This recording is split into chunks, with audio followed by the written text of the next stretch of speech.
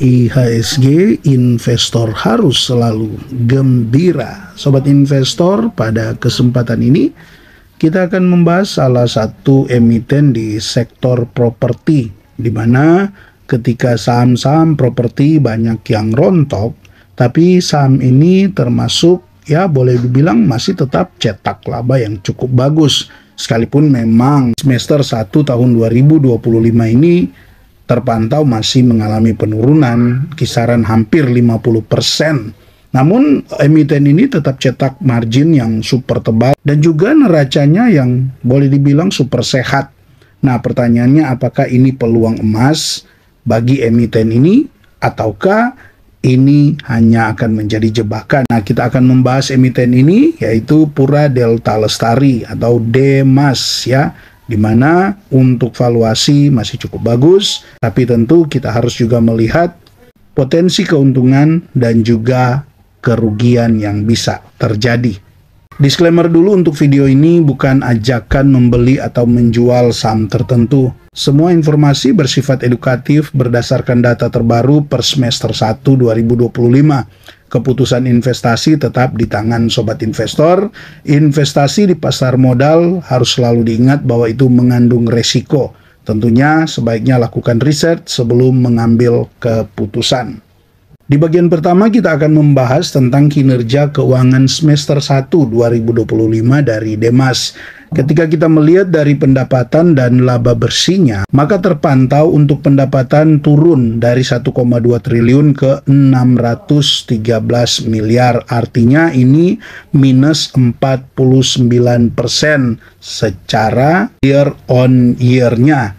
Sedangkan untuk laba bersihnya turun dari 803 miliar ke 433 miliar atau minus 46% year on year. Ya, boleh dibilang dari kinerja semester 1 2025 ini dipantau dari laba dan juga pendapatan memang kurang bagus kinerjanya. Tetapi apakah dengan demikian sudah langsung bisa disimpulkan bahwa DEMAS ini adalah emiten yang sebenarnya sudah tidak layak lagi untuk masuk dalam portfolio saham kita?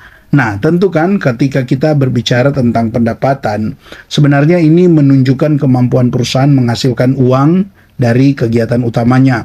Nah, tentunya untuk DEMAS ini berbicara tentang penjualan lahan, properti, sewa, dan lain-lain.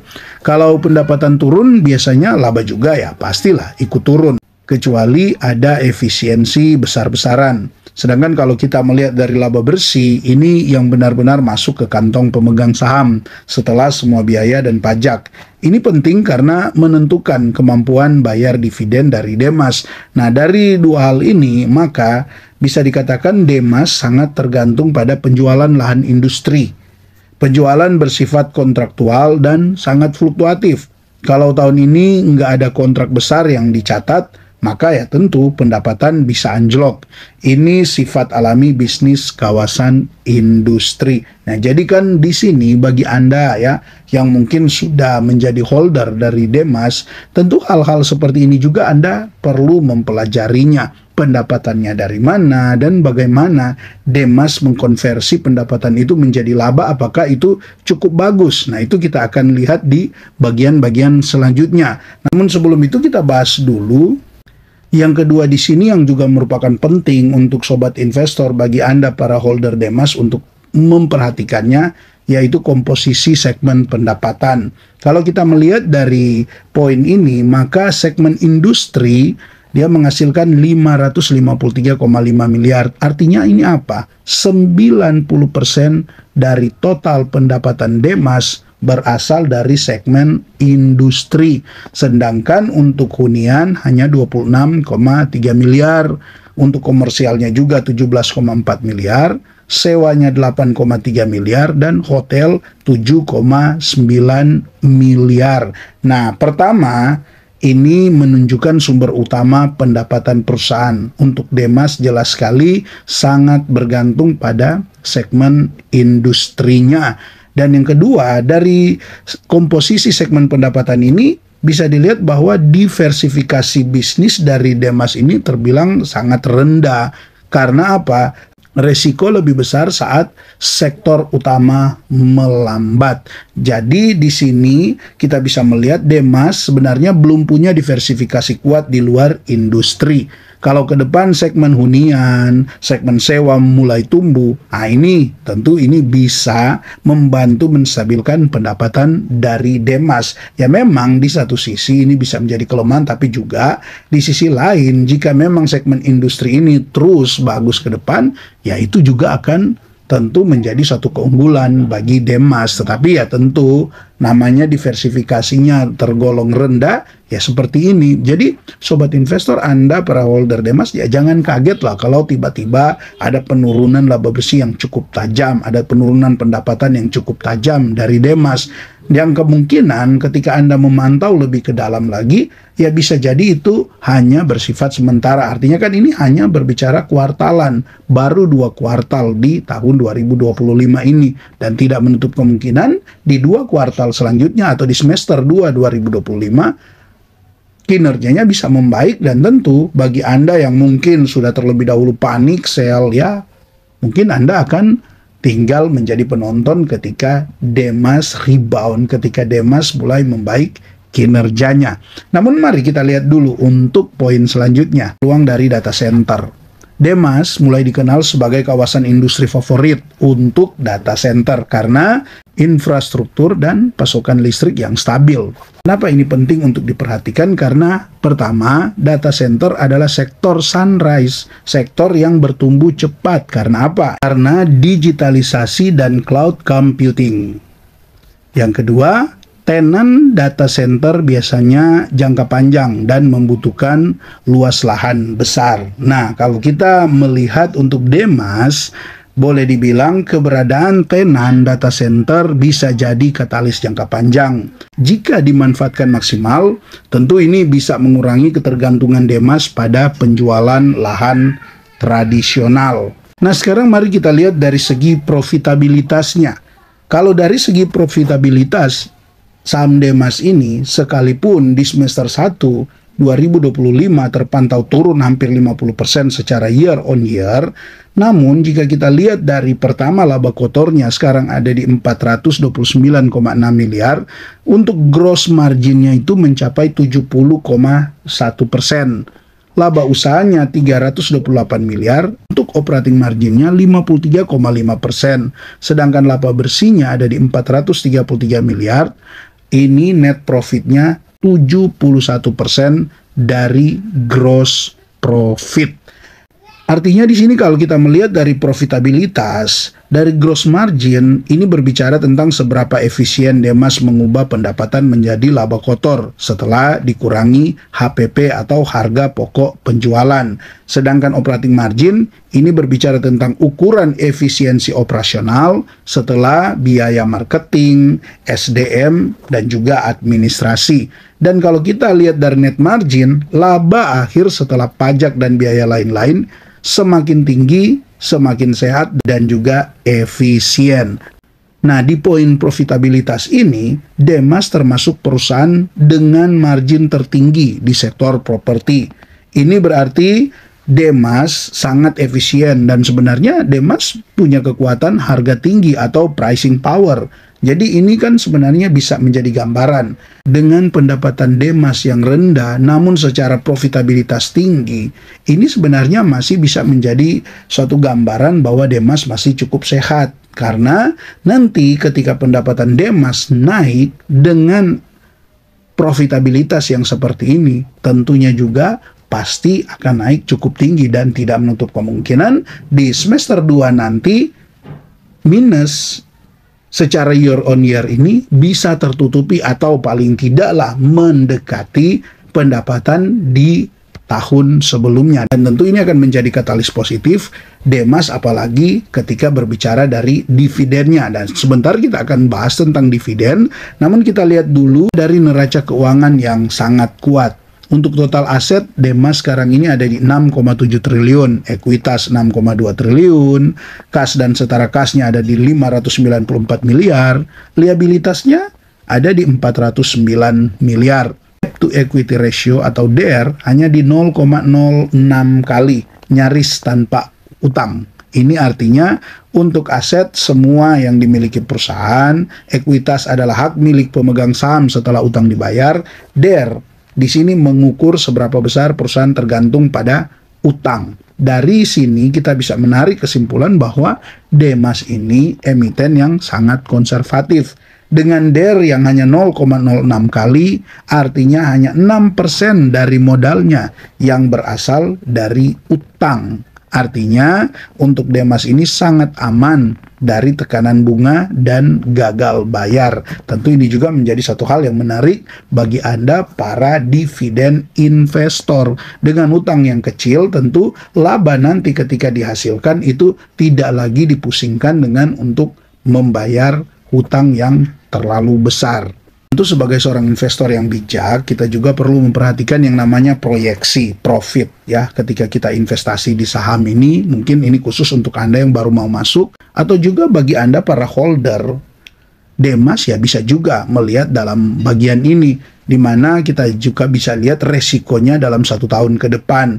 Nah, kalau kita pakai skenario optimis, semester 2 2025 ada kontrak lahan besar seperti di tahun 2023. Kemudian laba bersih tahunan bisa kembali ke 800 atau setidaknya ke 900 miliar. Ini artinya secara EPS akan ada di kisaran Rp17 per lembar. Untuk potensi dividen mungkin bisa berkisar di antara 13-15%.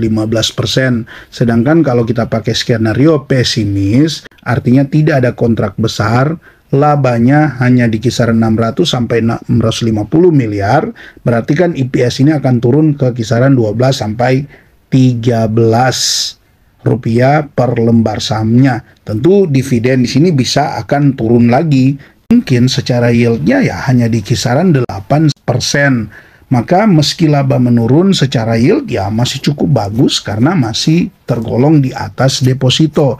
Resiko untuk downside-nya juga tetap ada, tapi bayaran tiap tahunnya juga tetap tinggi. Artinya kalau Anda hold untuk jangka waktu panjang, sekalipun ada resiko penurunan harga saham dari sekarang ini di kisaran 139 ini, tetapi Anda akan dijamin dengan bayaran dividen tiap tahunnya sambil menunggu harga saham dari Demas ini kembali ke harga wajarnya, yang tentu kita akan coba hitung. Untuk harga wajar dari Demas ini menggunakan metode dividen discount model, maka jika kita mengacu kepada asumsi dividen normal kemarin ya, di tahun kemarin 29, sekalipun ini memang ya tergolong tinggi dan kemungkinan tidak akan sama, tetapi karena ini bisa dijadikan patokan untuk tahun kemarin, karena ini memang sudah direalisasikan di tahun kemarin, maka kita coba pakai ini untuk jadi asumsi kita, bahan asumsi kita.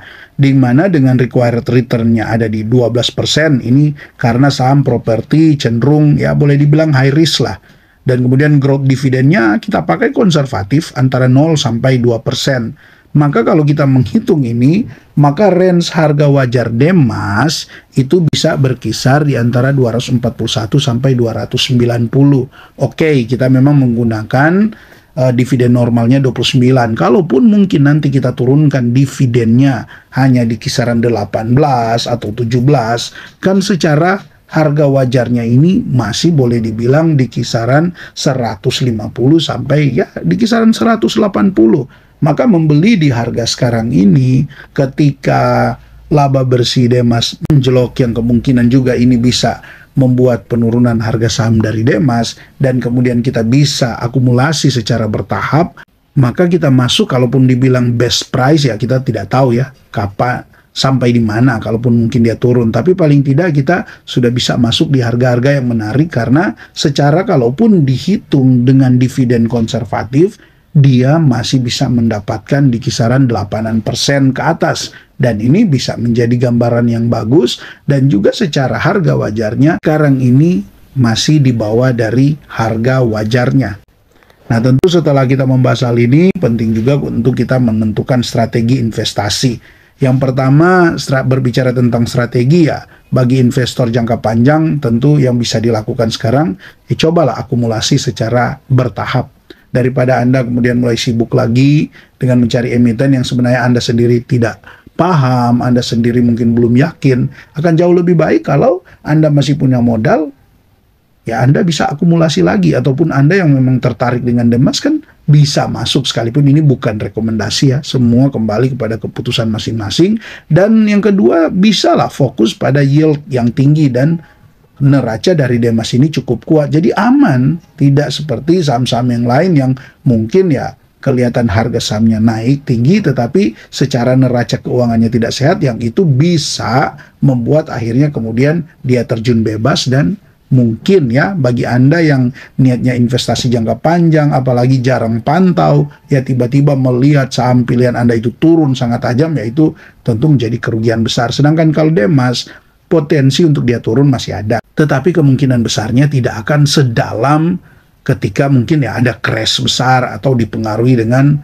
hal-hal yang di luar daripada itu, seperti terjadi beberapa bulan kemarin. Tapi kalau cuma berbicara tentang karena laba bersihnya turun hampir 50% secara year on year, mungkin dia akan turun, tetapi tidak akan turun begitu dalam, karena kemungkinan justru malah ini akan menjadi kesempatan untuk para big money untuk melakukan akumulasi, sehingga mereka mendapat di harga yang bagus ketika kinerja Demas pulih di semester 2 atau paling tidak di semester 1 2026, untuk kemudian pembagian dividen di tahun 2026, maka mereka pasti akan dapat keuntungan lah. Kenapa kita para retail tidak coba menggunakan ini sebagai momentum? Hanya saja memang perlu mengatur strategi, dan ini memang untuk posisi sekarang ini, Demas boleh dibilang secara strategi itu cocok untuk para dividen investing. Jadi secara kesimpulan yang bisa kita ambil di sini singkat, untuk Demas ini secara dividen masih cukup bagus, marginnya tinggi dan biaya rendah. Secara neraca juga dia solid, boleh dibilang hampir tanpa hutang. Kemudian yang terakhir, peluang pertumbuhan dari sektor data center itu cukup besar. Tapi memang ada resiko juga, yaitu yang pertama ketergantungan pada penjualan lahan, yang kedua pendapatan yang ya bersifat fluktuatif, dan yang ketiga harga saham bisa sideways lama jika tidak ada kabar kontrak yang besar di emiten Demas ini. Maka dengan demikian, Demas sebenarnya adalah salah satu saham properti yang boleh dibilang aman secara fundamental, cocok untuk investor income seeker yang ya sabarlah. Selama dividen tetap mengalir dan keuangan perusahaan setangguh ini, Demas sebenarnya masih cukup layak untuk masuk di watchlist, bahkan mungkin di portfolio utama teman-teman. Kalau menurut teman-teman saham Demas ini undervalue dan masih menarik, kasih komentar di bawah ya. Jangan lupa teman-teman juga bisa subscribe, bisa like, bisa juga bagikan. Dan terima kasih untuk teman-teman yang terus mendukung channel ini dengan memberikan super thanks dan juga berlangganan. Salam IHSG, investor harus selalu gembira.